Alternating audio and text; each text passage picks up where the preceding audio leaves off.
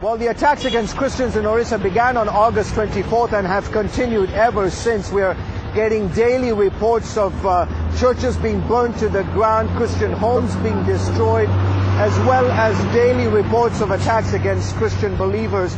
But why is this happening? Why is this taking place today here in India? Well, I had a chance to visit the epicenter in Kandhamal to get a closer look at the persecution of Christians. Here's my report.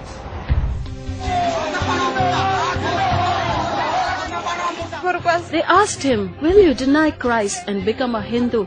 He said no.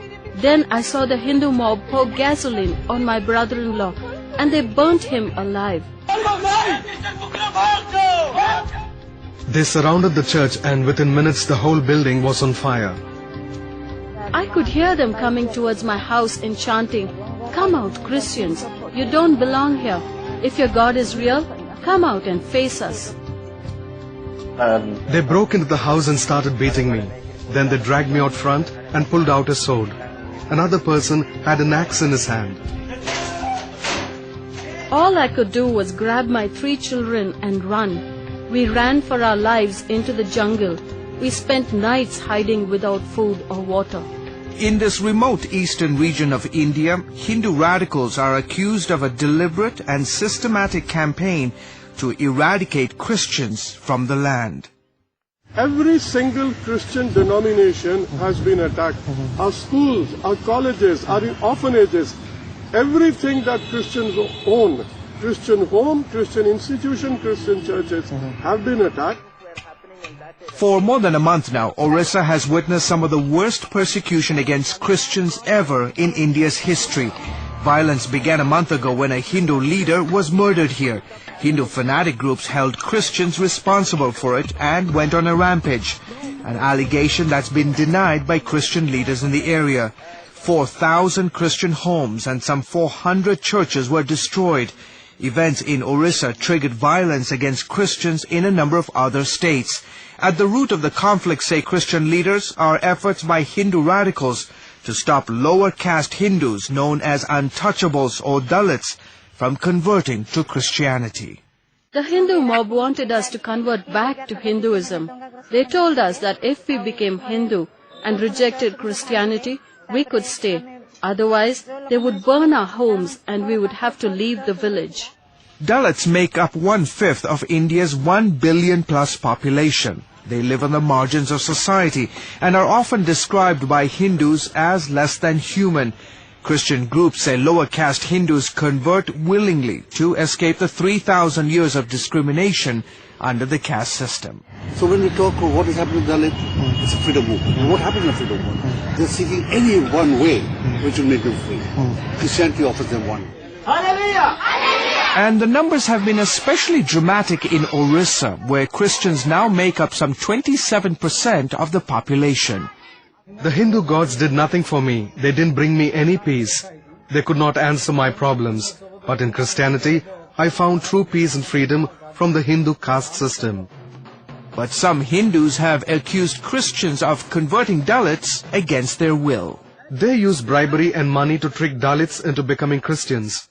Conversions and Christian missionaries are a threat to India. Prakash Sharma is one of the key leaders in Bajrang Dal, an influential extremist Hindu group that's suspected of spearheading the attacks against Christians. My message to Christians in India is stop your conversions. The violence in Orissa is a reaction by Hindus to these conversions. CBN News met survivors of the Orissa attacks who described Christians being forcibly converted to Hinduism under the threat of death. We saw 14 to 15 families being forced to drink cow urine as part of the conversion ceremony. Then they had to sign a letter saying that they had become Hindus and would obey orders to attack Christians. The violence has left more than 50,000 Christians displaced. Most of them are crammed into relief camps like this one. Thousands are said to be missing or hiding in the jungles. And the situation for these Christians isn't getting much easier. There are reports that the Hindu radicals have made threats against them, saying that if they intend on coming back to their destroyed villages, they must renounce Christ. We will never do that. We may have lost everything, but we will never turn our backs on Christ. I still have joy, and I'm thanking God despite my circumstances. The Indian government is facing growing international criticism for failing to stamp out the violence. The government has deployed several hundred more police to the region. Some are also calling on the government to ban groups like the Bajrang Dal and other extremist Hindu outfits that promote violence and religious intolerance.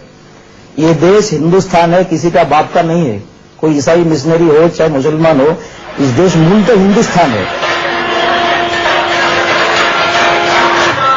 But social scientists argue this is how the juggernaut of Hindutva progresses. It was seen in Gujarat and now in Orissa. The Sangh Parivar also sees that for a Hindu state to emerge, Adivasis have to be Hinduized for them to get sanction that Hindutva has been in the imaginary fabric of India through history. This space has been Hindu. And how do you prove this to be Hindu? Adivasis have also to be Hinduized to provide that continuity. And Orissa has a strong Adivasi base. Dalits also have to be incorporated into Hinduism aggressively. Few question this discourse in Orissa. The first linguistic state in the country post-independence, the state was chosen by Madhav Rao Sadashiv Golwalkar, the second Sarasangachalak of the Rashtriya Swayamsevak Sangh, to be a Hindu state. A promise that was reiterated by Sangh Parivar leaders on Golwalkar's centenary in 2006.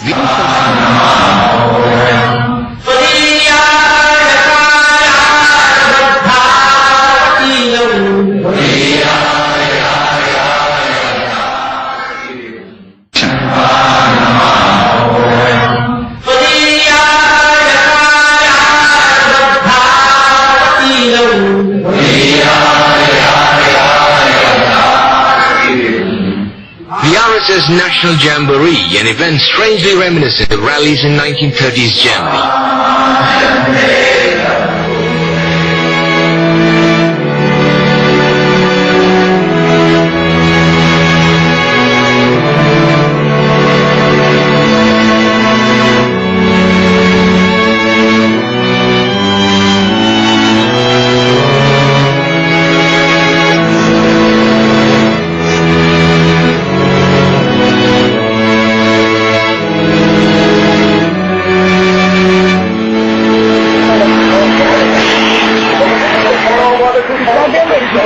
आगे होता रहेगा, नहीं होगा तो वो समय रहेगा. Missionary ऐसा करते रहेंगे तो स्वाभाविक दृष्टि से लोग प्रतिक्रिया दिखाएंगे. इसलिए मैं ये हिंदू राज्य कहा इसको. और सरकार भी सचेतन होना चाहिए और मिशनरी भी धर्मांतरण बंद करना चाहिए. तब तक रास्ता ठीक हो जाएगा सारे.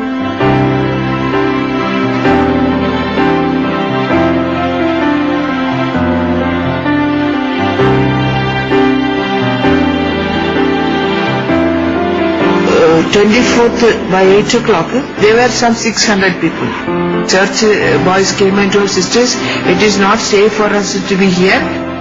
This church may be demolished today, so let us not remain our life also in danger.